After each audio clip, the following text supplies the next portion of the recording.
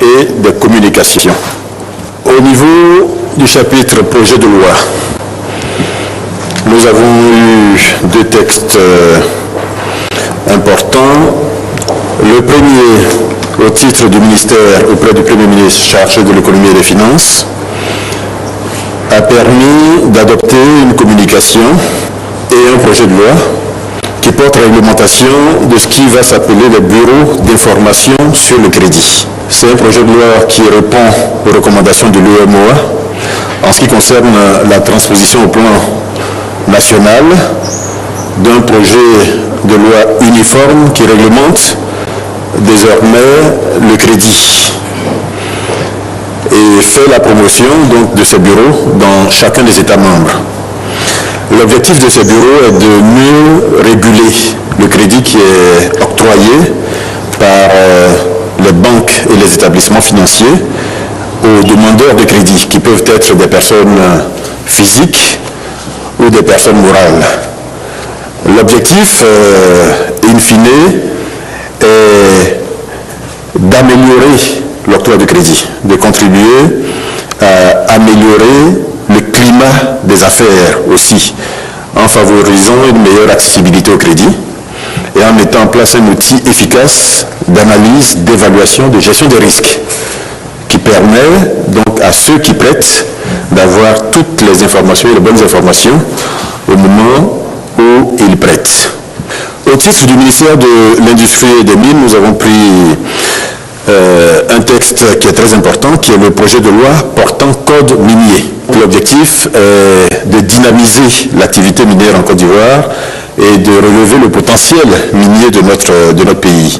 Ce nouveau code moderne va permettre d'assurer à l'État de Côte d'Ivoire des revenus plus importants, va permettre de garantir aux opérateurs privés une rentabilité meilleure de leur exploitation, va permettre d'assurer aux populations riveraines des retombées socio-économiques plus importantes, donc faire en sorte que les établissements miniers installés là où ils sont contribuent au développement local de la région. Et ce projet prend également en compte les évolutions sur le plan environnemental. Nous passons toujours au titre des mesures générales au projet de décret.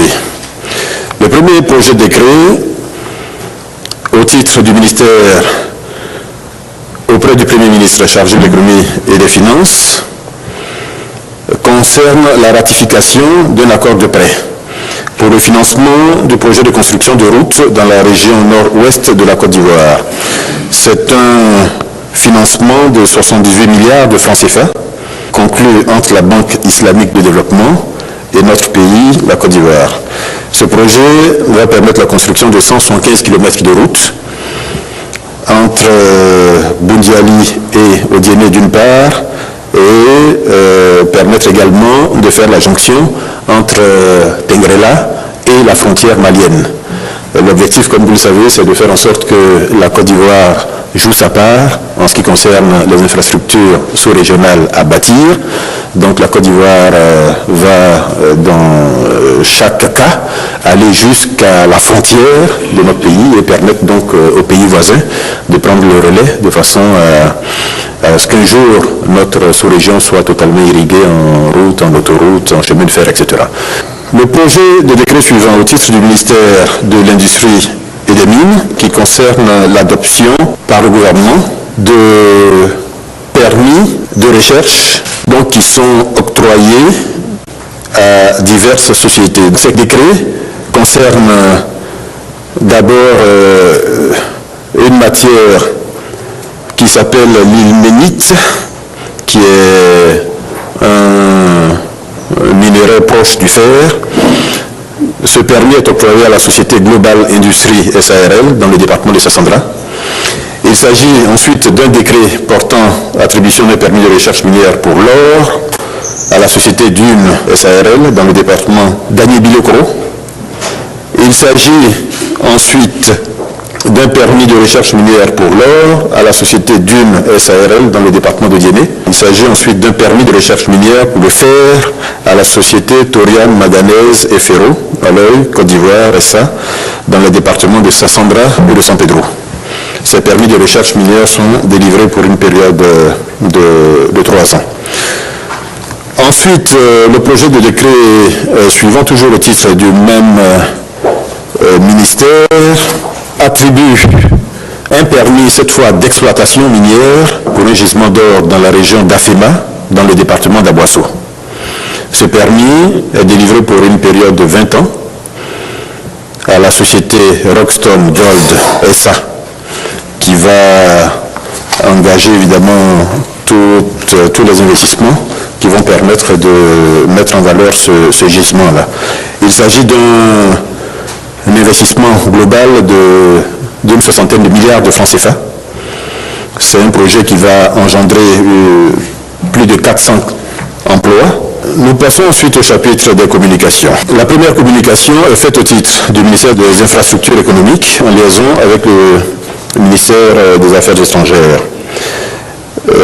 Il s'agit d'un accord donné par le Conseil pour la réunion du comité de pilotage de la construction de l'autoroute Abidjan-Lagos. Cette réunion aura lieu du 7 au 10 décembre à Yamoussoukro. Et elle va concerner évidemment tous les pays qui sont concernés par ce projet, donc tous les pays prévus pour être traversés par cette autoroute. La communication suivante faite au titre du ministère des Ressources animales et halieutiques relative aux mesures à court terme qui avaient été prises après la mortalité brusque et massive de poissons qui avait été constatée sur la lagune Ébrié. À l'époque, des décisions avaient été prises, dont la décision de suspension de la pêche dans cette zone. Il s'agit donc de refaire une visite d'évaluation, de nouvelles mesures en vue de prendre des mesures de relance ou éventuellement des mesures de reconduction de l'interdiction ou de la suspension de la pêche dans cette zone-là. La communication suivante est faite au titre du ministère de l'Industrie et des Mines. Elle concerne le projet qui s'appelle DPDDA, droit de propriété et développement du diamant artisanal.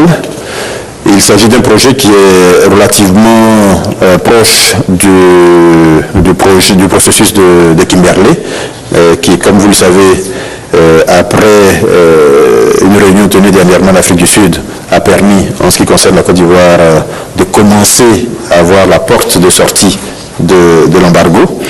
Donc c'est là aussi une autre étape positive, et l'objectif étant, dans les 3-4 mois, d'obtenir une levée définitive de l'embargo international sur le diamant extrait du sol de Côte d'Ivoire.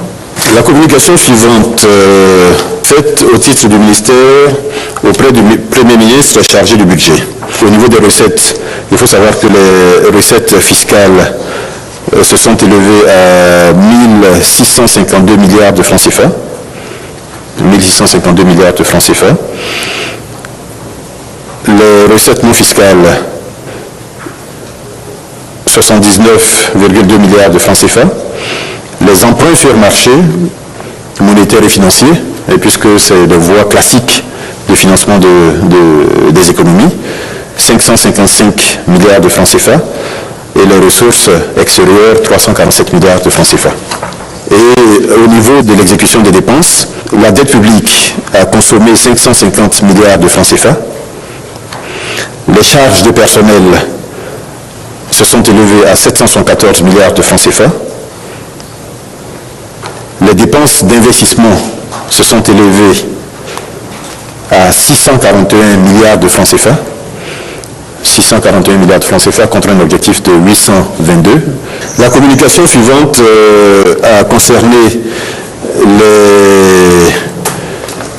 la situation des opérations de passation de marché. Là aussi, il faut souligner le bon niveau d'exécution des marchés dans le cadre du PPU, puisqu'il y a eu 55 milliards de francs CFA de marchés exécutés dans le cadre du PPU, dont 65% de ces marchés en procédure concurrentielle. Voilà, mesdames, messieurs, l'essentiel de ce qui a été évoqué et traité à la réunion du Conseil de ce matin.